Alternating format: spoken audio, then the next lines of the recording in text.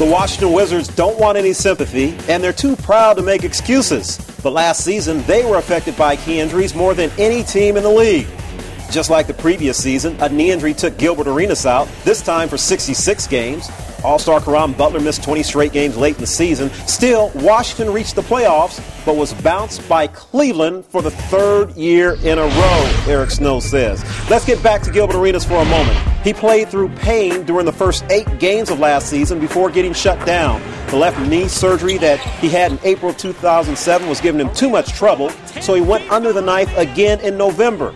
Agent Zero came back late in the season, tried to battle Cleveland in the opening round of the playoffs, but he never looked like himself, so it wasn't a good thing. Now, among the Wizards who never stopped battling last season, Antawn Jamison, who was selected to be an All-Star for the second time in his career. As for the upcoming season, Antawn has been dealing with a bruised right knee, suffered during preseason action against Dallas.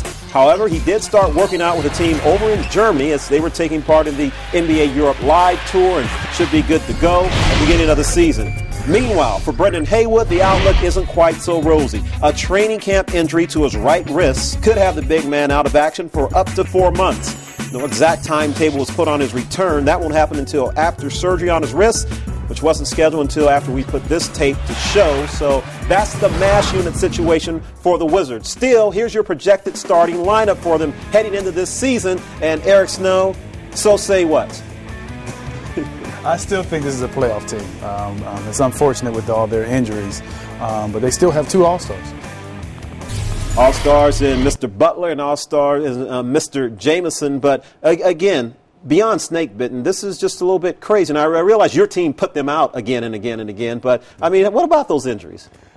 Well, I mean, you never want that to happen to anyone. But they have the talent. I think if Gilbert can come back and get healthy and Brendan come back late in the season, it's still a team that, people won't want to play in the playoffs. And we also didn't mention that going into last season, Etan Thomas ended up with the heart situation that kept him out for the entire season. So with all that being said, Eddie Jordan, who's coaching his hometown team, did a good job of mixing and matching and putting everything together. Are you still impressed by what you saw by the young guy, Deshaun Stevenson? I know there's a lot of talk that was going on with your club in the playoffs. What about his game?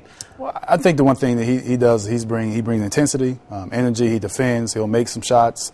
He's doing everything that he has to do to help that team win. I think that injuries is just the main key for them. I think they have the talent. They definitely had a coaching to win games. Let's get it back to the face of their franchise for no other reason than he's the best blogger in the NBA. And Gilbert Arenas is obviously a different type of guy.